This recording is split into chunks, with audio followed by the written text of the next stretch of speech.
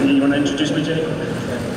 Ladies and gentlemen, if you want to make your way up here, if you want to hear the team principals of Michael Andretti, Jay Penske, and Gerry Hughes about to tell us all their deep and darkest secrets.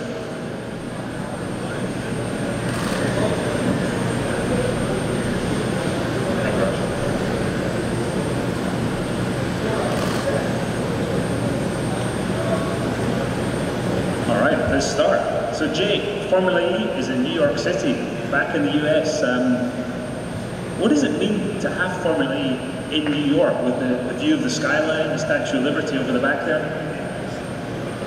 Well, it's superb to be here. Thinking back, I think it was 1900s when William Vanderbilt last brought racing to Long Island. So it's been about 100 years since we last had cars racing around this wonderful city.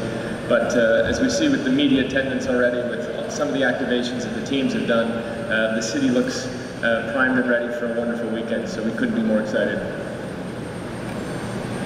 And Mike, you and I, and Gerry as well, with all the history in IndyCar racing, some longer than others. You know, I think you were at that first race in 1900 and what was it? But you know, how impressed are you with this achievement to get a Formula E race in New York? And how many championships and sanctioning bodies have tried to make it happen?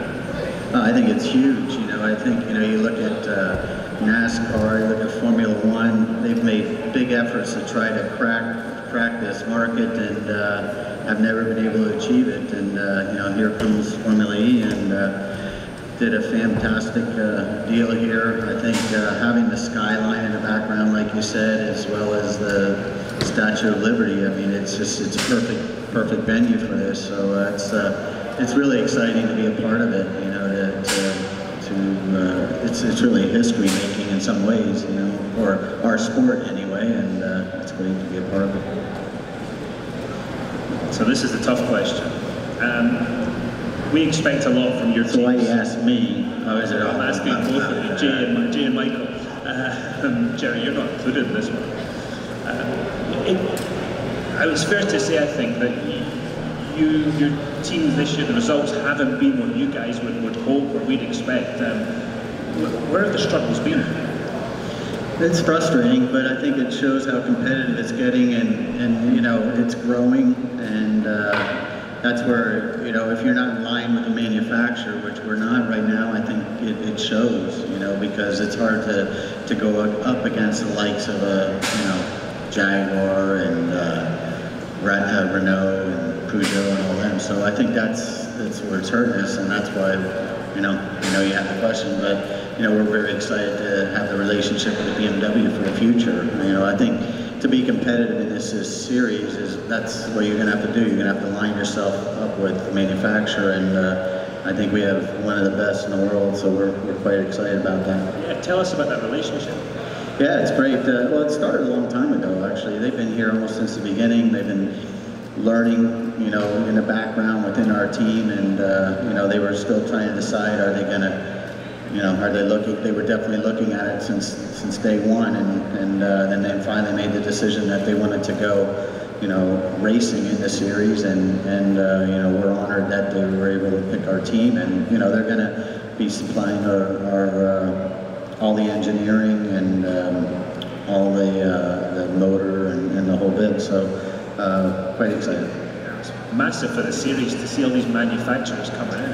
That's what I think, that was the vision, right? You know, it's all about the new technology of electric, and you know, competition just pushes the whole technology, and that's where Formula E comes in. It's great to see that the manufacturers are jumping on board the way we all hoped they would.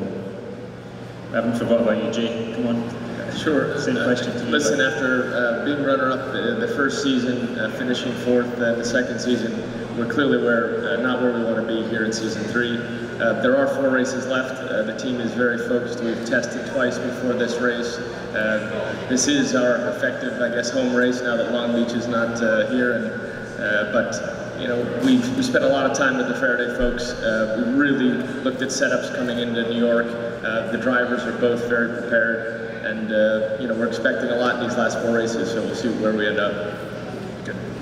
So after that difficult one, Gerry, you get kind of a softball, I think. Yeah, the layout looks very similar to Hong Kong. Quite a compact track, a lot of hairpins. You guys are on pole there. Are you expecting good things this weekend? Yeah, I think well, if the weather conditions aren't going to be a challenge, the circuit will be. I think there are some similarities with the Hong Kong E3, as you've just mentioned, Dario.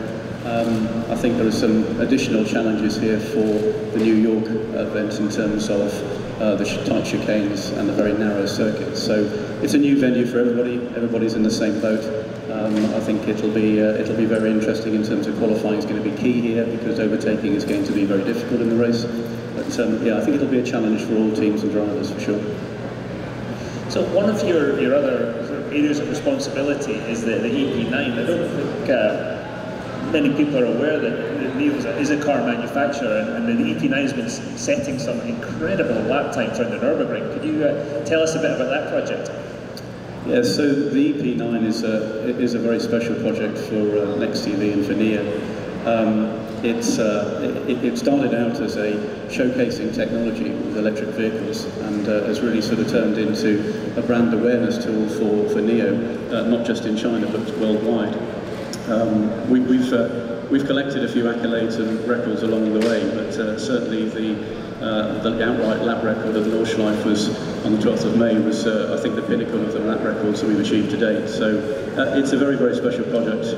We continue to make more of those cars, and I'm happy to say that it's been fun to work with. Looks quick. I saw that onboard lap. He's a braver man than me, I'll tell you. Jay, over the past couple of weeks, Volvo announced that after 2019 they're only going to build electric or hybrid electric cars, and then France said they're going to ban the sale of non-electric cars. Where do you think the US is in this whole sort of revolution that's happening? Well, I think the good thing is the state that we're in, that Dragon Racing is based, is the state of California, and I think we see this as one of the hearts of electric vehicles in terms of sales, in terms of innovation. And so, you know, we look at really from a California outwards, and you know, what we're seeing is more and more investment for electric vehicles. The sales continue to rise in these areas. The battery availability and lithium availability, I think, is going to be the big thing. If ever it hits these projections that they're saying they're going to achieve, I think that's the gating item. Is there enough to go around? And I'm hearing other manufacturers are going to be announcing the next couple of weeks similar statements. So for me, the U.S. continues to be a leader with companies like Tesla and Faraday and many others. But I think it's wait to be seen if there's going to be enough lithium to go around.